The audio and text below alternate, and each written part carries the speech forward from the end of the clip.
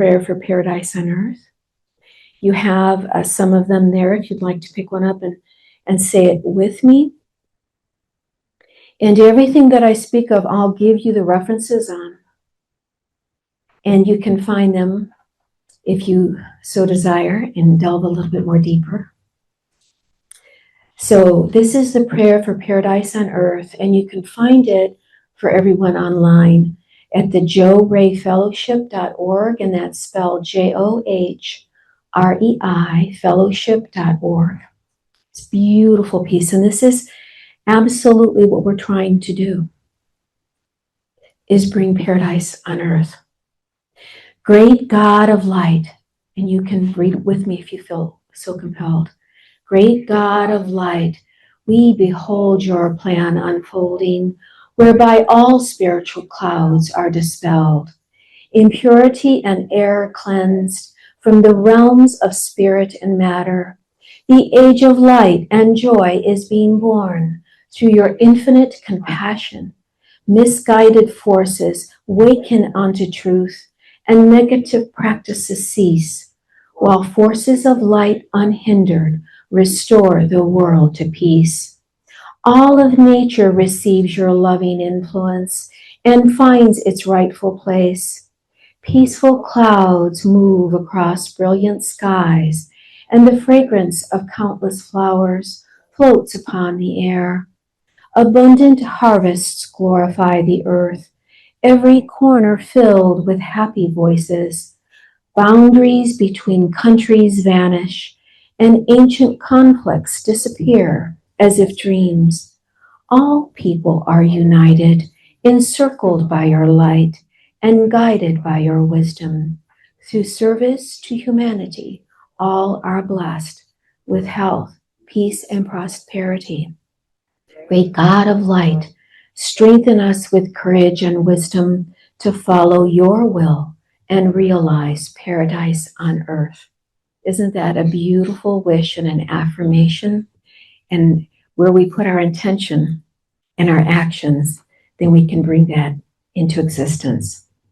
So let me tell you a little bit about this legendary book of Dzyan to give you just an overview, and then I'm going to go into it a little bit in depth, and I'm going to show you the book that's dog-eared that I've went through about 5 times. But you too can buy the book and go through it at your leisure. There is a legendary book of Dzyan, and it's reputedly an ancient text of Tibetan origin that belongs to a group of esoteric writings, commonly referred to as the Tantras.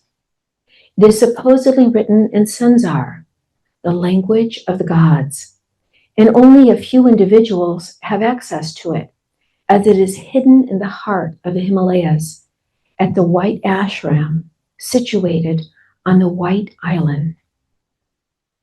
It was accessible to Buddha, Jesus, Pythagoras, Plato, Helena Blavatsky,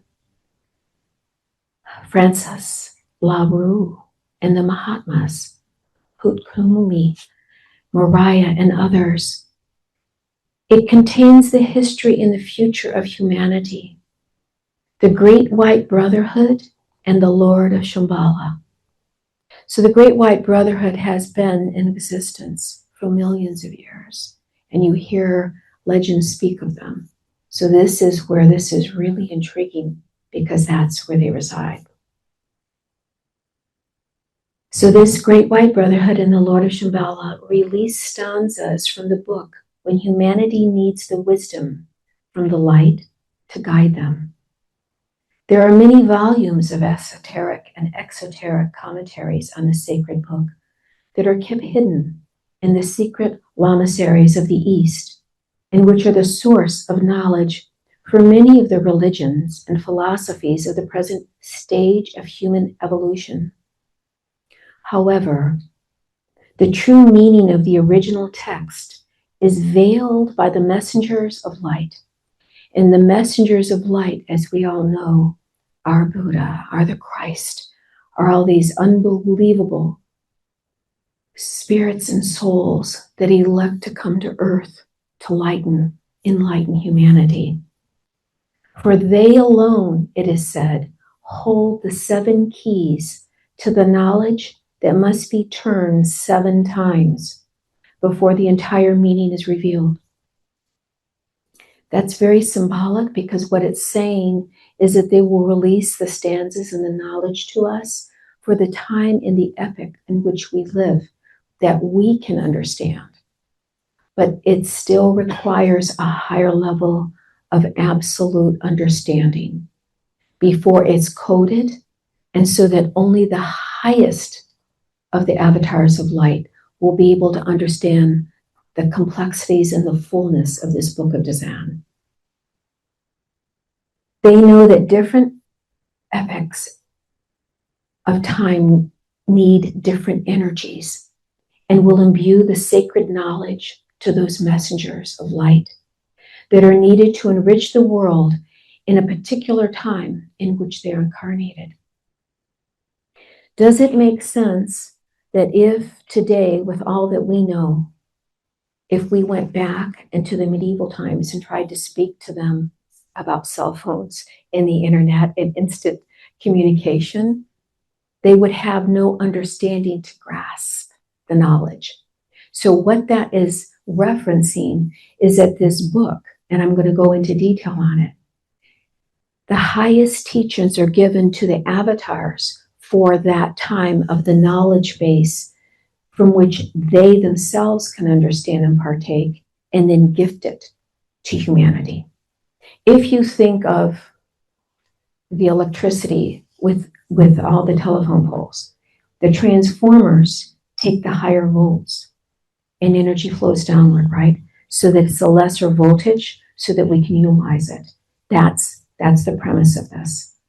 So now what was interesting is this wonderful woman, another avatar of light, and I will show you her book, but it's Zinkovia Dushkova. And she was able, because you'll see that you had Alina Blavatsky, you had some of these other individuals that did get access to this book. But that was in the 1800s and then early 1920s, right? With the other ones. You'll see Nicholas Rourke. She was able to get access to this in the 1990s, which is more for our time and reveals more to us and gives us prophecies on what we can expect and what we can do today to create the paradise on earth and bring in the Christ. One of the prophecies is that when enough of us call and petition, that we can petition and ask that the Christ be incarnated in physical form this time, this go around. But it has to be enough of us, and I'll go into detail on it. But what it does say is, because in the last incarnation, because he was crucified, and society and the world and humanity did such a grievous undertaking, that now we have to really ask and petition. But in this time, for the balance, the Christ, the soul, will come back as a female, because now is the time of the feminine world, isn't there? So that's what's in here. That's what's yet to come. And so I wanted to show you, who wouldn't be interested in Shambhala, in these high Tibetan mystics, right? With the avatars of light, having access to this book.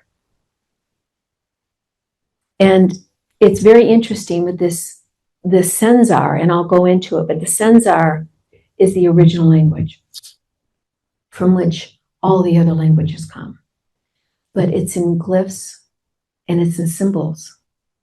If you're an avatar of light and you finally get access into this ashram, when you touch it, it activates your pineal and your pituitary gland, and you're seeing this in full story in 3D. Isn't that interesting? So they understand now there's no miscommunication. So it's just unbelievable. So let me go into it a little bit in depth. And I do want to read to you from this book about the Christ and how special this is and what we have in store for us. So the legendary book of Dzyan is this ancient text. And so within its pages, it tells us that 18 million years ago, the sons of light brought the fiery teachings of the Kali chakra from the distant worlds as a gift for the people of Lemuria, sowing the first seeds of all the existing religions of the earth. Many of the innermost pages of the great book were revealed to the human population of Atlantis. They knew more than anyone else, for many secrets of surrounding nature were confided to them, and their best representatives had gained the right to look beyond the field of vision, unveiling the invisible life. The Celtics call that twin sight, when you see the invisible dimensions. But the Atlanteans had not accepted the heart as the organ to which one should subordinate the intellect, since they honored the mind above all. The Atlanteans' pride deprived themselves of the secret wisdom, gradually forgetting their pristine universal language. And you'll see when I go through this, but it is of the heart. The heart has more understanding than the mind can contain. Now think with the Atlanteans, but think of the intellect maybe overriding the heart and the compassion, the virtues, the wonderful virtues of love and compassion, universal love. Now think of the Tower of Babylon with pride. I can do this with my own, right? However, the wisdom keepers and the great initiates remained in every land and nation, guarding the ancient wisdom as a sacred trust. So that's where you're going to find that there were mystery schools. And that's when you have the legends of the Great White Brotherhood hidden in these sacred places, tending the flame of knowledge, waiting for humanity to gift it to them when they're ready. So that's the whole story of the mystery schools. But they have this knowledge. So now within the book, about 1 million years ago, at the beginning of the evolution of our present humanity, the sons of light recorded in the language of Senzar, the most ancient book of our time, the book of Dzyan, which means book of secret wisdom. There are abodes of the Brotherhood members, of which came from distant worlds. Many of them are concealed in impenetrable mountains and deserts, and they are guarded by mysterious powers. Physical flesh is not able to endure the force of the currents that rise like a wall when they are approached. In order to gain access to them, one needs to pass through many lives with a loving heart and pure soul. You're going to see, because you have to have these higher qualities to be able to discern the signs, to be able to find the white ashram. Otherwise, you'll be led astray if you're trying to do it with the pure intellect, right? When the time comes, worthy candidates for discipleship must be summoned into one of the ashrams where they can receive the highest teachings. The chief of these abodes is the legendary realm of Shambhala, which is protected. You can only find it with a pure consciousness, since you have to correctly discern the symbols which appear to one's gaze when you see it, when it comes to you, do you see? Because they'll be sending this out for the worthy candidate. The wise heart alone is able to understand the secret signs that leads the pilgrim to the white ashram, situated on the white island. Mysterious white waters wash its banks, but the one who is summoned passes easily through them. Only a few individuals have had access to it, as it is hidden in the heart of the Himalayas, at the white ashram situated on the white island. It was accessible to Buddha, Jesus, Pythagoras, Plato, Helena Blavatsky, Francis LaRue, and the Mahatmas, Mariah, and others, including the woman here that wrote this beautiful book for our times, Zinkovia Dushkova. And you'll see there was 3 women. Those are the last 3 people that saw it were the 3 women, isn't it? It was Madame Blavatsky, Helena Roerich, and then her. So it's 3 women releasing these teachings to the world. It contains the history and future of humanity. The Great White Brotherhood and the Lord of Shambhala release stanzas from the book when humanity needs the wisdom from the light to guide them. There are many volumes of esoteric and exoteric commentaries on the sacred book, but they're kept hidden in these sacred lamaseries. It has been the source of knowledge for many of the religions and the philosophies of the present stage of human evolution. However, the true meaning, as I told you, has been the higher understandings. Only the higher initiates that can turn that key 7 times can actually understand the higher levels of it. So legend has it that this manuscript is 1 million years old and not only reveals Earth's past, but the present and the future. The enlightened masters in current times, that's the 19th and 20th centuries, that have been able to access this ancient knowledge and reveal it to humanity were the highest avatars and messengers of light. So you can actually read some of this, and I wanted to give you some of this in case for those who want to delve into this, so that you can see verifiable proof that there are legends, people have talked about this. There's a book that's called Letters from the Masters of the Wisdom, and it was compiled in it's by Jay, and I'm going to give you his last name, Jinarajadasa, and that was from 1919 to 1925. So you can see when this information was gifted. You had a lot of very highly evolved souls in the 1920s. Think of Edgar Cayce, right?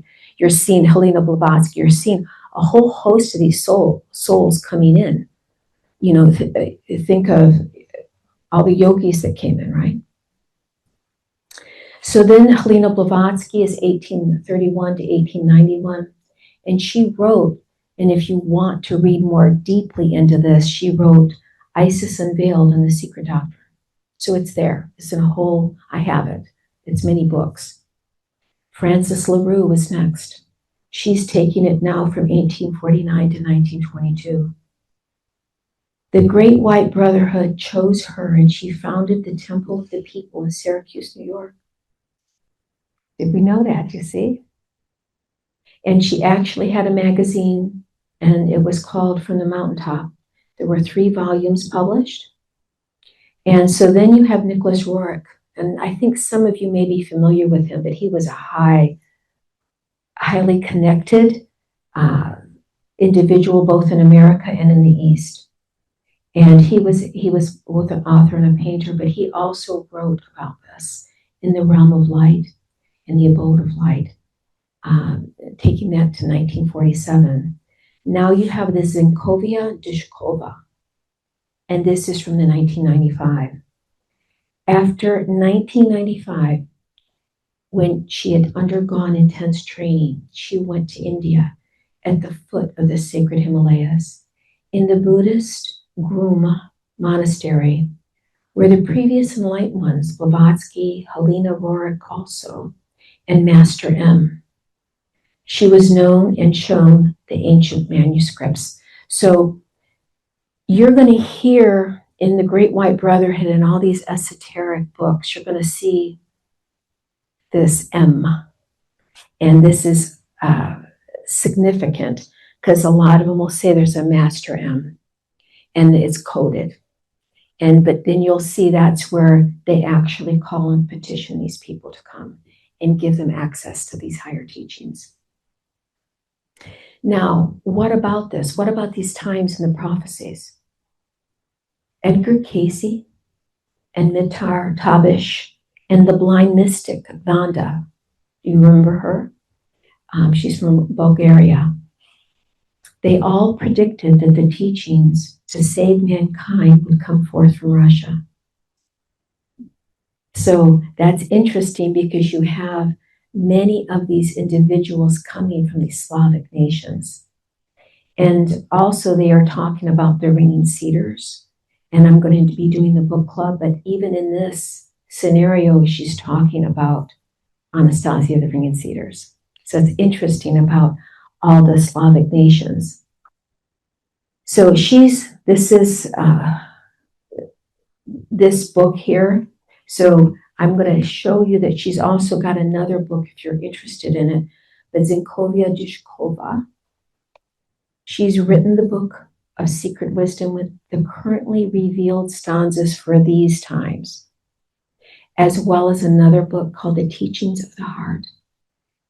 And this is explaining to you that they're written with the ray of love. Within this book, what it's talking about is there's been many times when Earth was first new and humanity was full of love, and we have the heart ray, and it's pure and undefiled, and then evil takes hold, and it sneaks its way in through pride and avarice, all the other vices, and it grows, and then it has a battle, and then now it starts new again. But the avatars of light come when they're called. And they come, and the way to break the spell has always been like the Christ, with the ray of love. That when you can promote that ray of love and have that compassion, it defeats the lower vibrations. It incinerates them because love is a higher caliber, and it doesn't give the evil, the negative forces a way in. And so then love in humanity will prevail for a good period of time until, again, the lower interests start to become online. So that's why we have it. I got it. Okay. But that's why when we're going out, I think. Okay. Just give me a sec.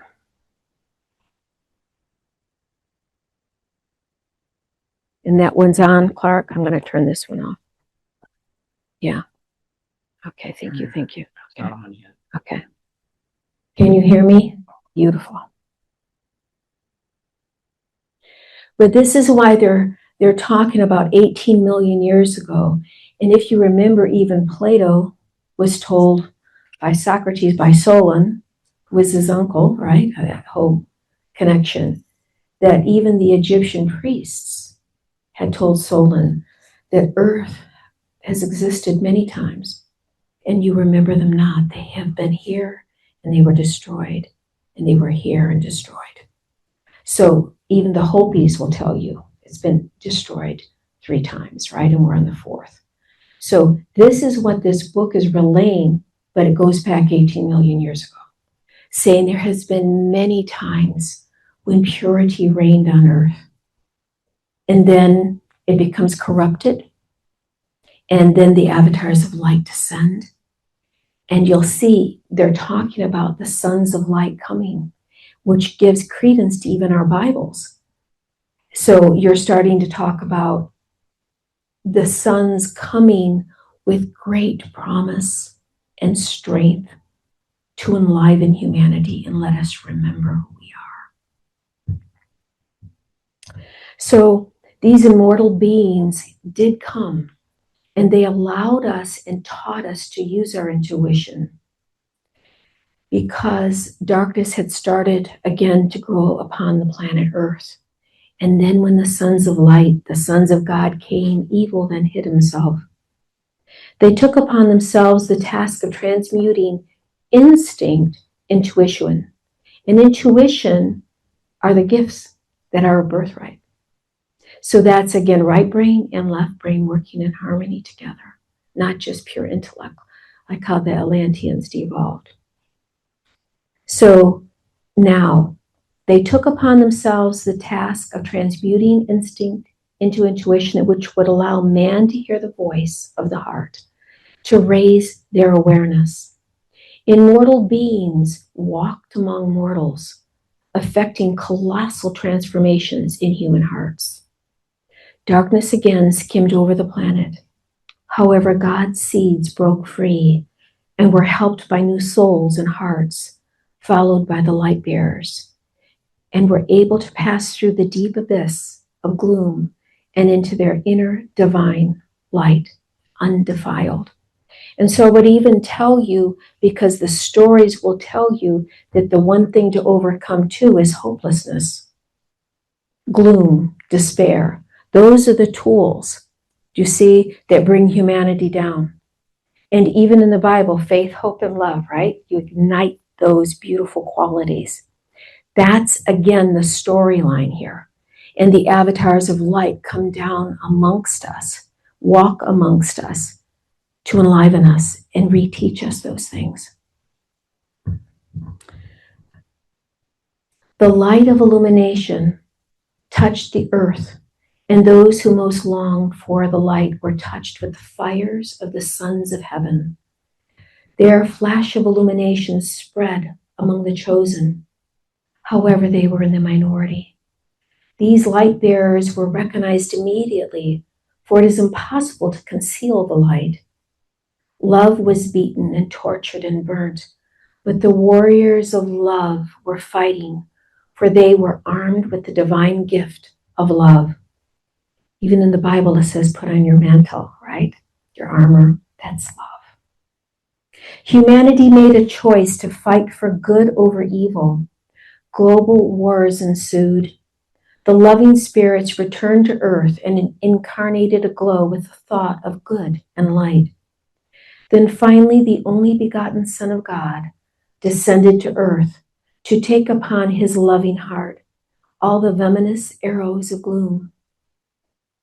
He proclaimed the gospel of love and dissolved the second cordon of gloom. So we've heard the story of Christ, and even in the path of light, you'll see in some of the Gnostic Gospels. He did this not just for earth, but all the frequencies above earth and, all the dimensions below and above. These were the times that the mission of our planet was transpierced by the rays of love, wisdom, and to bring humanity forth in all of its strength and glory, to rise like radiant shining stars in the firmaments of eternity. Humanity is now in the fourth round, or center, which is in the heart. The conception of the Supreme Spirit must come through the heart. His coming proceeds in strict accordance with cosmic laws. Are the people waiting for him? Yes or no? If yes, then he will be born into the flesh. The earth belongs to the kingdom of humanity, and it is the people's prerogative whether to invite him into their house or not.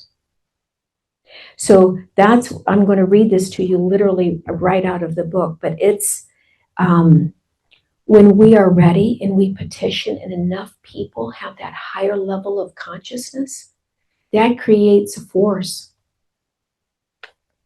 So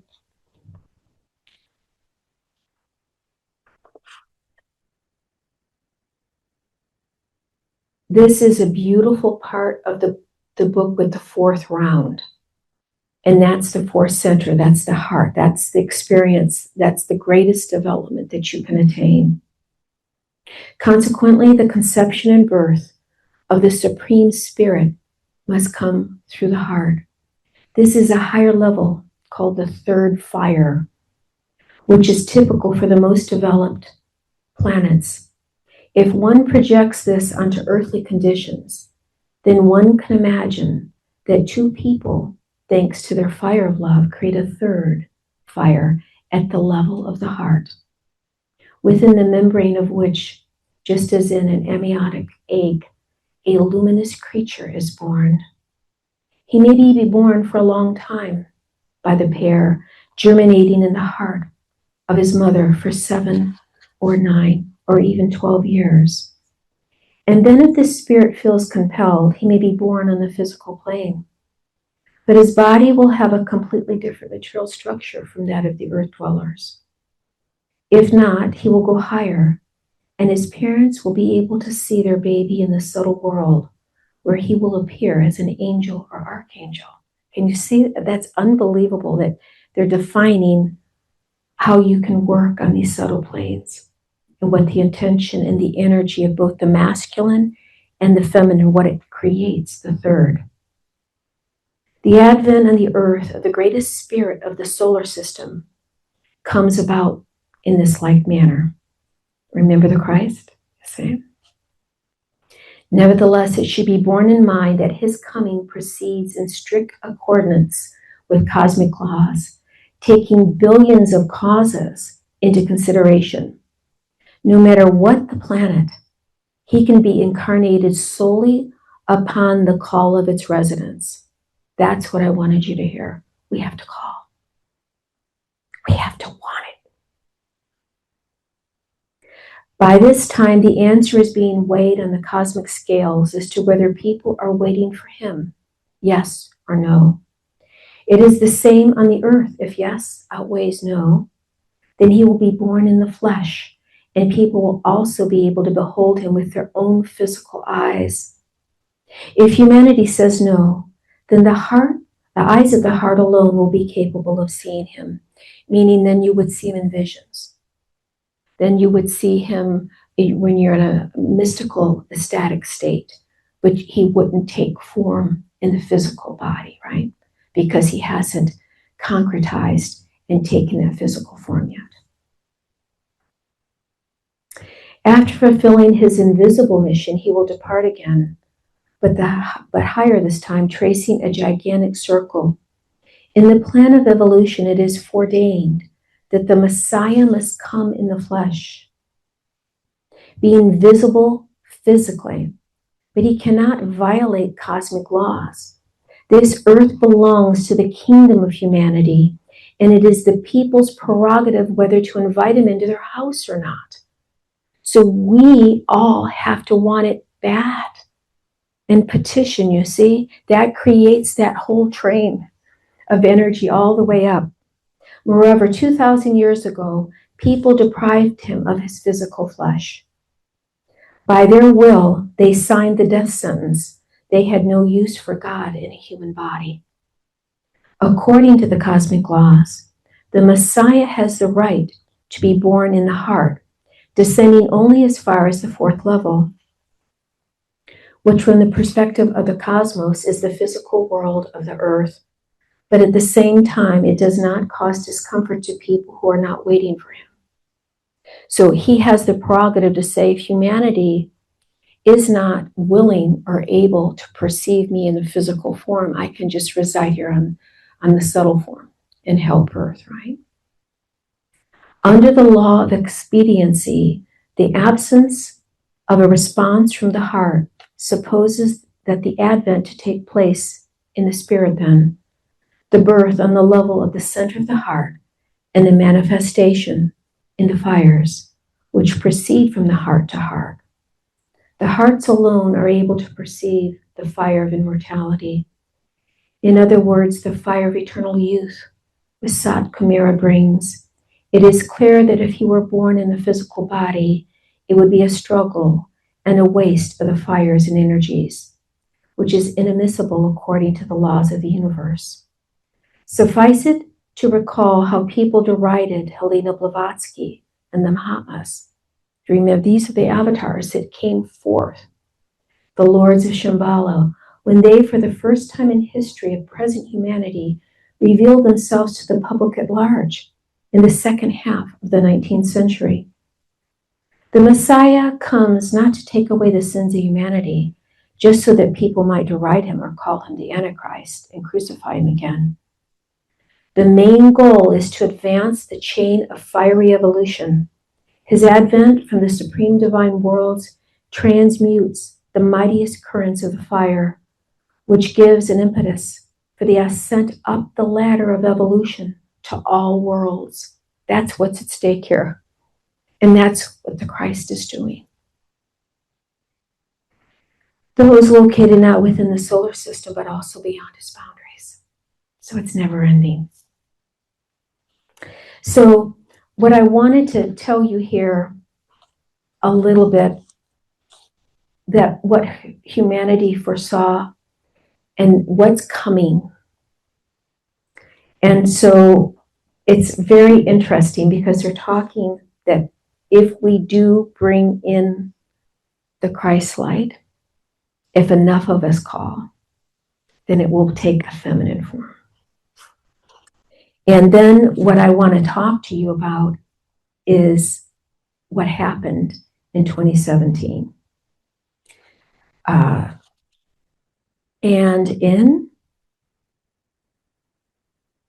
There were 24 days up in the Himalayas.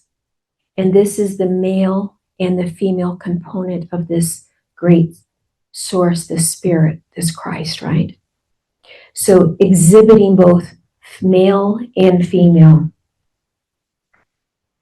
So in July 19th, 2017, Christ, he will be born in the subtle world as a planetary spirit. And then, so I'll read that so that you know this happened. And there was also a solar eclipse during that time over America, which indicates at least that it could have been that the individual person could be coming from America. And then what happened is you have in the hills of the Himalayas, the male component came and it burned even the grasses so you could see it. So you had the male and the female spirit coming forth then, and that's what she's saying. So, and then in 2005, Sanat Kumara descended from Shambhala near Mount Kailash, and that's the energy that lasted 24 days. So you're seeing that the Great White Brotherhood and the mystics are telling you these things. And so I'm going to read here, and then we're going to talk about the proclamations here. So let me see. I want to give you this with Jesus here.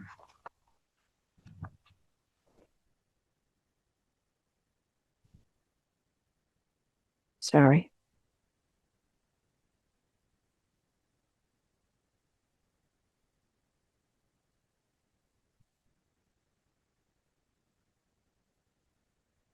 In 2012, the earth was enveloped by a most powerful incandescent fires coming from the surrounding constellations in Sirius, whose epicenter occurred on July 19th.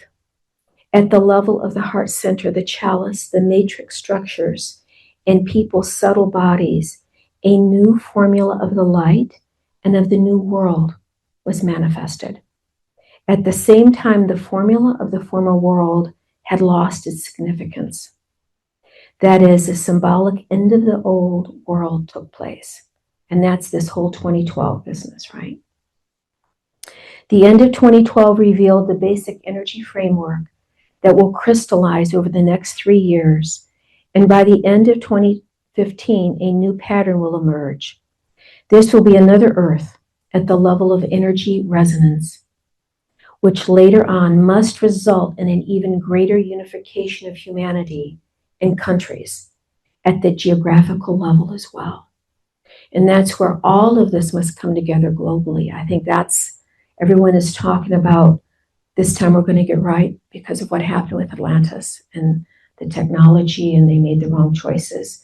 This has to be a global unification where we all come together with love that can transcend all the rest of this.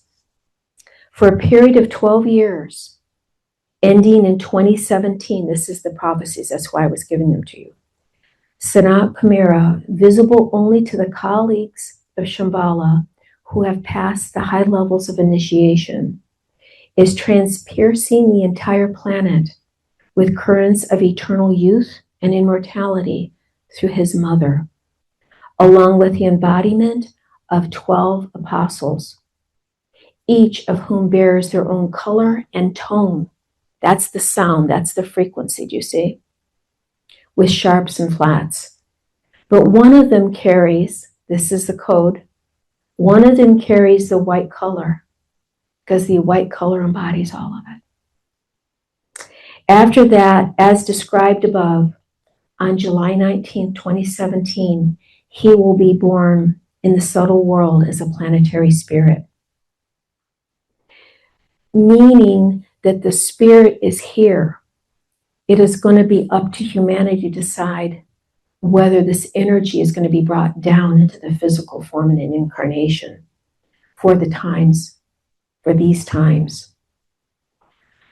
So what I wanted to go in is a little bit of the Christ light, and also tell you about Anastasia and this. Do I have enough time here? So let me go ahead here. There's so much I wanted to bring here. I don't know if I can get through it all, but I'll try.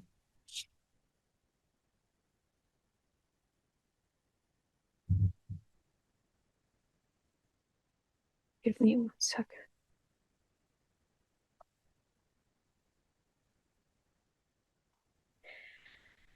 Let me talk to you about Out of Russia. And now remember when this book was written. And now think about our recent times. And that's where you start to see the prophecies. In Helena Rowick's diaries, from which she compiled her published works, it is clearly indicated that the 2 books concerning the advent of the Maitreya, which is what we're talking about, have been written in the West and in the East, while the 3rd book will be written in the North. So they're prophesizing that, right? We've already got inclinations that perhaps the energy is there to take form, maybe in America, right? It's going to be a feminine energy if enough of us will it. This prophecy, with the same distinction, also appears in Nicholas Roerch's Heart of Asia. Indeed, the future appearance of a new teaching of the White Brotherhood in the North was foreseen not only by the Roerchs. Edgar Cayce, for one, predicted that new religious ideas would come forth from Russia. For changes are coming, this may be sure, an evolution or revolution in the ideas of religious thought. The basis of it for the world will eventually come out of Russia. Not communism, no, but rather that which is the basis of the same, as the Christ taught, his kind of communion. And that was in a reading by Edgar Cayce, November 29th, 1932. So you're seeing some of these people start to reference out of the North, out of Russia. It's going to be a feminine. You start to see the prophecies here.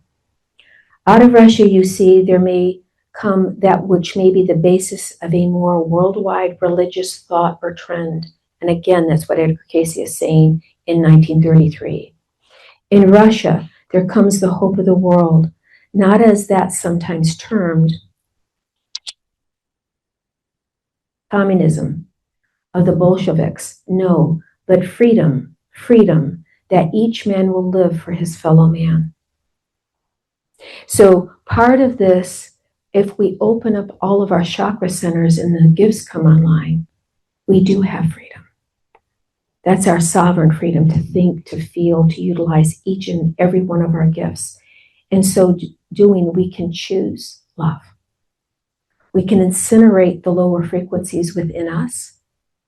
And then as we walk through life, we can combine our energies to create this new world where the love ray exists. Now, she goes on to say in the book, then in 1978, the famous Bulgarian clairvoyant and healer and prophetess Vanga, have you heard of her? she, she was in Bulgaria, and she was blinded in a hurricane, or it's like a hurricane, or was probably a tornado. It was a tornado, and the sand, she was taken up in it, and it blinded her. I had read the entire book, but she was blinded young, and then she started to be able to see all this, and she was from like a very rural area, until even before she died, all the people were coming to her from all the countries because her prophecies were coming true. It's unbelievable, the story. So you may want to check her out. So she was not maybe as known as Edgar Cayce, but she was certainly well known, and people from all walks of life came to her. So this is what she was saying and prophesizing. And she said that the new teachings of the White Brotherhood would appear in Russia in 1998. So she's giving you the date. Edgar Cayce is telling you where it's coming from. She's giving you the date. The new teaching will come from Russia. Now she confirms what Edgar Cayce said. That country will be the first to be purged. The White Brotherhood will spread across Russia, and from there, its teaching will begin its march throughout the world. This will happen in 20 years. It will not happen earlier. In 20 years, you will reap the first rich harvest. So they're literally giving you times and dates as to when this is happening. So she's giving you that date. Now watch and see if this doesn't align with this Zinkovia Dushkova, because she's the one that got in to get access to this book.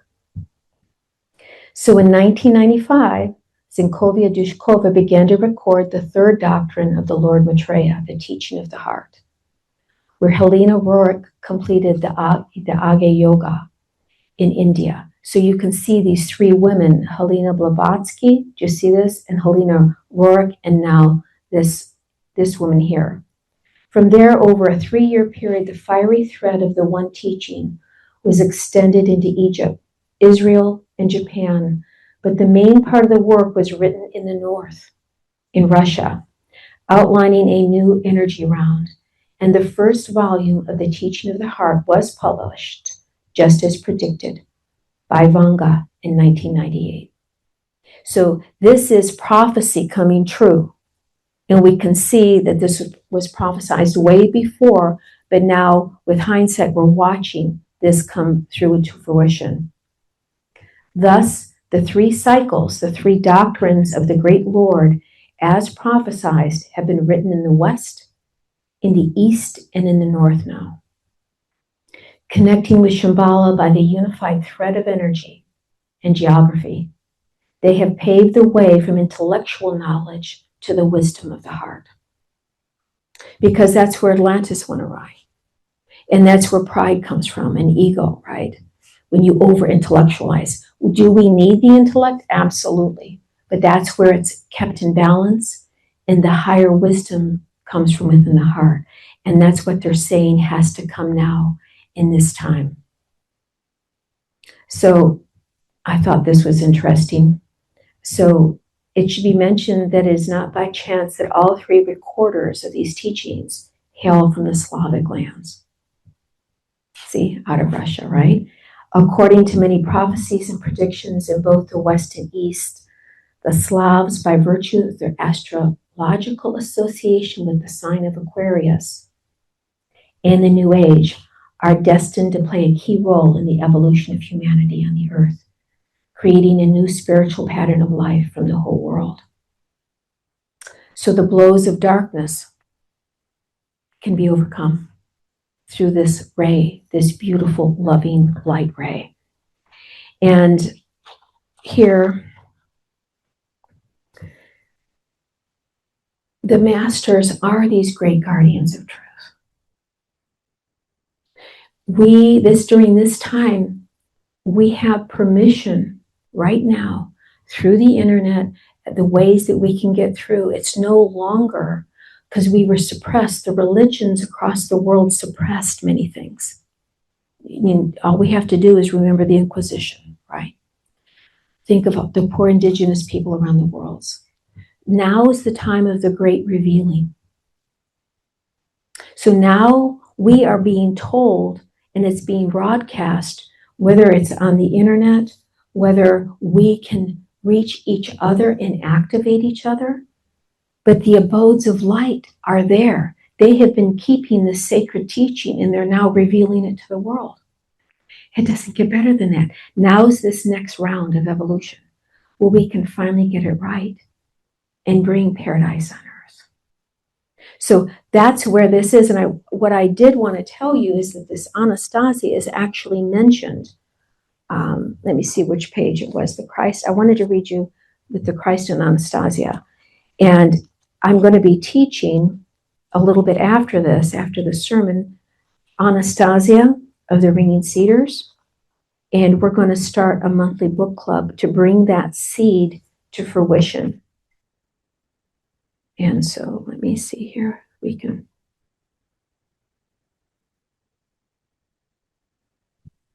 I have enough time. Perfect. So let's talk about the only begotten Son of God and what they're saying. Christ, one of the greatest teachers of humanity, the teacher of teachers, the solar hierarchical Son of Light, who has many names. He was the first to sow the seeds of divine love in human hearts. Now, doesn't that make sense even when you read the Old Testament and the New Testament? The Old Testament is about fear and war and slaying of animals and people. And what did Christ come? The whole New Testament is about love. So that is absolutely true. Christ came to promote love. Now watch this about Christ. The ancient writings of the initiates indicate that Christ is the spirit of Sophia, the power and the wisdom of God. And she is his soul. So they were, and we talked about this before, but that spirit had both male and female. And Mary was like the twin soul of Jesus, do you see? He is the equivalent of the central spiritual sun, whose light gives life to all creation in the solar system. The soul of every man is first and foremost the reflection or ray of this light, clothed in matter of the lower vibrations. And really, aren't we just light, captured light frequencies in this body? That's our awareness. Being the spirit of the utmost purity and fiery force, our Christ, Christ can enlighten the purest human being with his light or ray, and this may be justly considered to be his partial incarnation on earth. Such a man born on the earth was Jesus, the incarnation of the one of the great teachers. However, it should be mentioned that he was not the Messiah promised in the ancient scriptures. He was a kind of precursor to prepare the path for an even higher spirit. This is interesting what this book is saying, whose advent is prophesied in all the religions of the world. But in Jesus was manifested the Supreme Spirit, Christ, who illuminated him with his light of the perfect knowledge of Sophia during the baptism in the River Jordan. You've heard about that. That's when John the Baptist, that the Holy Spirit, the dove, descended upon him. And that's this mantle of light from the highest aeons that came upon Jesus when he was baptized, that gave him the force and the knowledge and the wisdom so that he could do what he had to do on all levels. It wasn't just earth. The physical bodies of the highest spirits who made human appearances on earth, such as Buddha and Jesus, are only outwardly similar to the bodies of other people. The matter of immortality contained in their bodies is not yet a property accessible to humanity. They're getting gifts and energies from the highest of realms. So they walk in with a higher frequency, a different genetic makeup. Therefore, ordinary earthly parents could not build the body for a God. Esoteric teachings say that the high spirits came to earthly life as the future mother and father of Jesus Christ. Thus, now this is important, and we know now that Jesus and Mary were Essenes. We talked about that before, right? His father Joseph was also one of the great teachers. And his mother was no less great than the sun. The mother of the world was manifested in her, having exchanged the consciousness of a great goddess for that of an earthly woman. She was like Queen of Heaven, right? Beautiful. The chronology of the life of Jesus is quite inaccurate. And I will relay to you, I do have some other information from some other sources, but this is what this book is going to clarify for you with Jesus the Christ. Historians have found that Jesus was born earlier than commonly thought, namely between the years 7 and 2 BCE. From ancient scriptures, it is known he came in the year of the tiger. That's for me, right? Now she knows, okay. She's a beautiful and wonderful astrologer. So if anyone ever wants an astrologer, which corresponds to 6 BCE, each of the great messengers before beginning their mission is summoned into the abode of light, Shambhala, to restore spiritual knowledge. That's when they get the calling. That's when they're able to perceive where it is, discern, and find their way into that abode to get access to this book and knowledge, right? This is the reason that the 12-year-old Jesus went to India. Very interesting, right? According to the ancient scrolls stored in the monasteries of Tibet, for 17 years he studied secret knowledge, visiting Greece, Egypt, Persia, and the Himalayas. And most importantly, he studied with the great teachers of humanity. At the age of 29, Jesus left India and returned to Judea, where he began his sermon. Jesus Christ came to the people of Judea, but these people did not accept the teaching of the Savior and killed him, thus determining their future for many centuries ahead. Therefore, Israel as a state arose only on the threshold of the second coming of the Messiah, having already redeemed most of its karma. After the death of his physical body, this is important, Jesus Christ managed to transform its matter so as to resurrect it, making it immortal. But it was the densified, subtle body that became visible to the eye. This was a tremendous accomplishment for those times, for no one had been able to harness such a force of fiery energy on the earth before. The resurrection of the teacher and his communion and communication with the disciples afterwards, which we've talked about this. The Gnostic Gospels will tell you that Jesus was instructing his disciples after the resurrection. We have the scrolls, and we teach on this topic, okay? So that's confirming this, right? His disciples afterwards made them true apostles who spread the gospel of love all over the world. He instructed them both before he was on the cross and after, and he gave them and made sure they were prepared to enact their mission. And later, according to some researchers, Christ left Judea. Interesting. We've heard this before. I've heard this in other sources. And continued his mission in India, having lived nearly 80 years on earth. Isn't that interesting? Because I've heard that. In crucifying God, humanity committed a most terrible crime, which shocked the entire universe. Every crime requires punishment according to the cosmic laws, and the earth was to be incinerated as unsuitable for further evolution. But Christ's great love saved the planet. That just makes me love him more, along with his persecutors and enemies.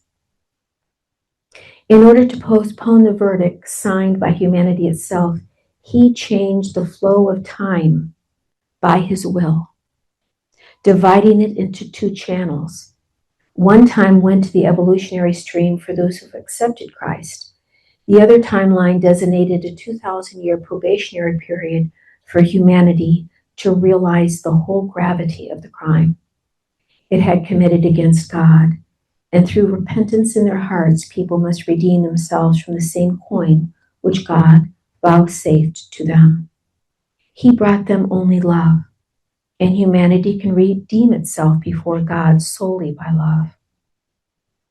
From July 19th to August 11th, 1999, these two streams of time joined, completing the probationary period for those who have not accepted Christ.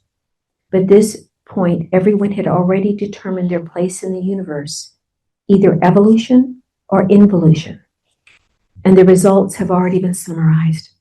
Nevertheless, as a last chance, the soul of Christ, Sophia, through her self-sacrifice, has allotted an additional brief period of 18 years, ending on July 19th, 2017, which now you start to see in the Himalayas and Sanat Camara, come down, and they're making their energies known. For all those who were persecuted Christ, that ends in July 2017. And during this short time span, the giant stream of the fire is being given to humanity in order to help for the last time those who have not yet accepted love. So I think that is exactly, we're at this precipice now. And if we have this global awakening and we unite with this divine ray of love, we can do it.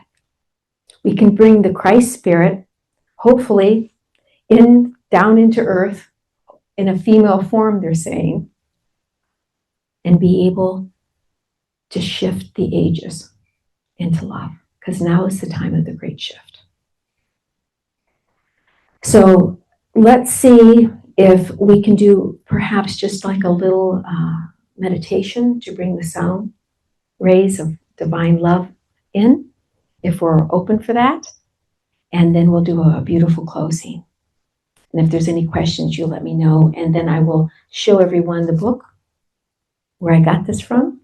And you'll be able to go ahead and buy it if you like, or get some more information on it.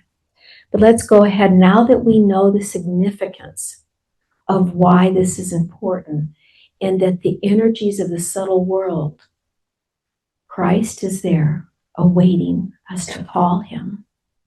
Sanat Camara is there, right? Both the Divine Mother and the Divine Father. And it's our time now to bring in the love. So let's go ahead and take a couple of deep breaths in. Breathe. Breathe in the love of the divine. Bring in the Mother, the Queen of Heaven. And bring in the Father, wisdom and authority. All the laws of the universe, they enact together and create. And we say, come. Come into our hearts. Come into our bodies. Come into our lives. Activate our memory, and we long for you, Christ. And we ask and petition that you take form. You are there in the subtle energies around earth, awaiting that all of us call you down into physical flesh. It is the coming of the ages, and we thank you. We thank you. We thank you that you came 2,000 years ago. And now is the time of the revealing. And we have need of you, Christ. The Mother Christ, the Father Christ, the female and male components together. Sophia, shine down upon us, shine down upon the world.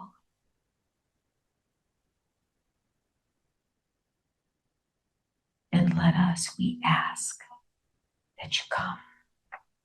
You come and show us the way in physical form and spiritual and in the subtle levels. But you are most needed. And we ask and pray that you come into our lives, come into this planet. And with our divine love, our divine compassion, we show you that we are worthy to ask you, for we now send love. We send love to our loved ones. Open your heart.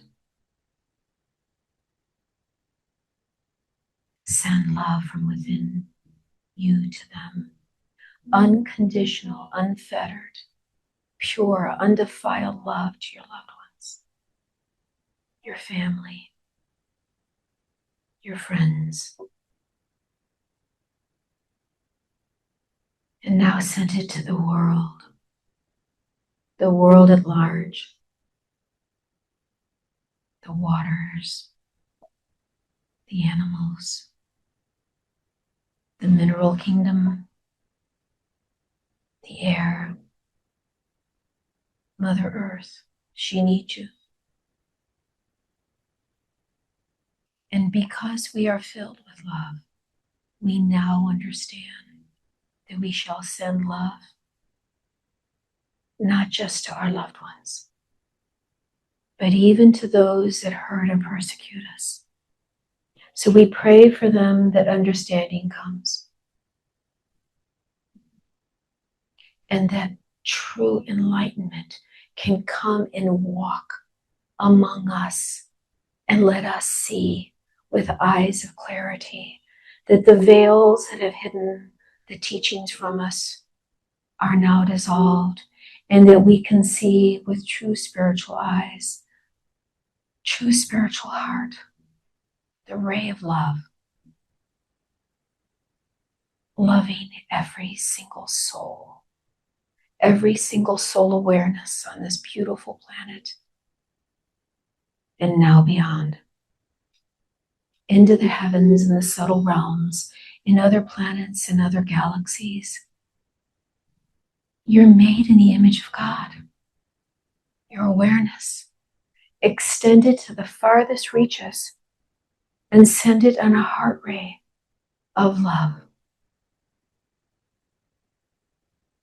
Not qualified. Pure love that restores the plan of life on earth for humanity to reign with pureness and clarity, receiving all with love, for that is our divine birthright.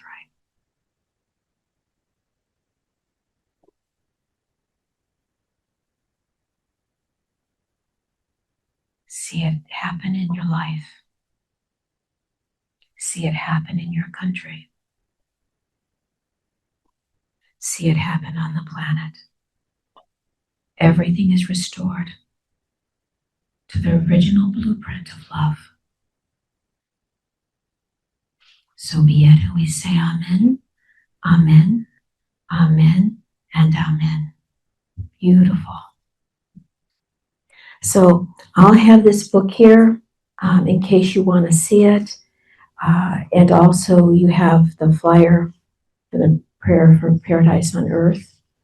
But I'll show everyone here this book of secret wisdom. So I'll tell everyone online in case you would like to get it and read it for yourself. So it's the book of secret wisdom, and she has others, which I would encourage you to get, translated from the Senzara by Zenkovia Dushkova.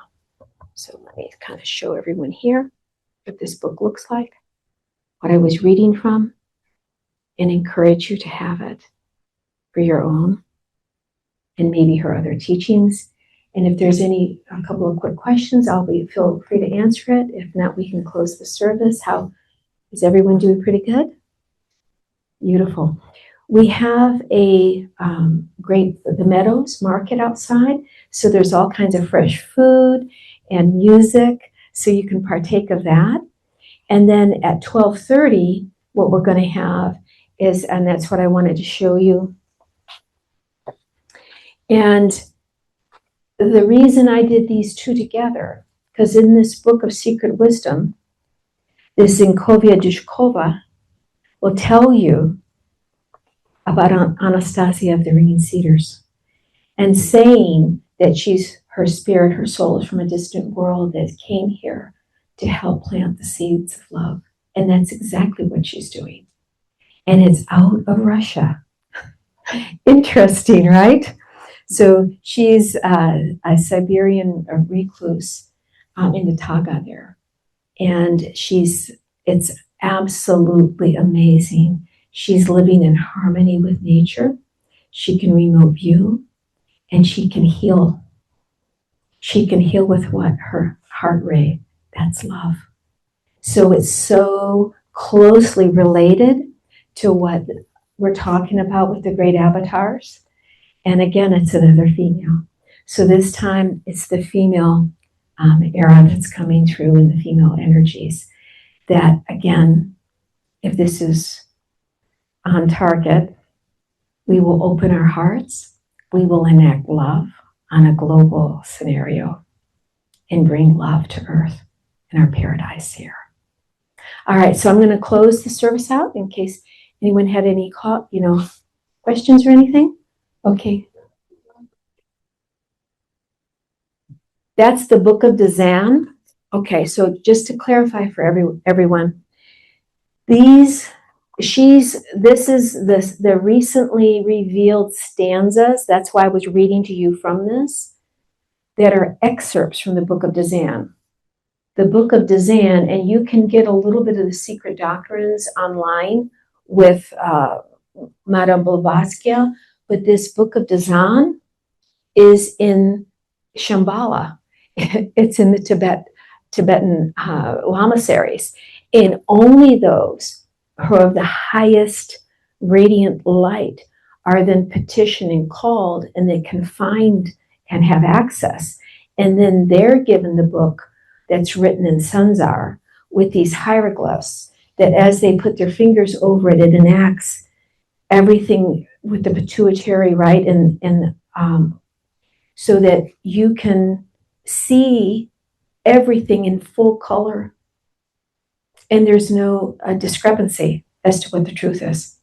So that book of Dzyan is what we all want, but we're not all the messengers of light yet to be able to get access and get called there, right? But we can try. She did it. So we have hope. So that's that book of Dzyan.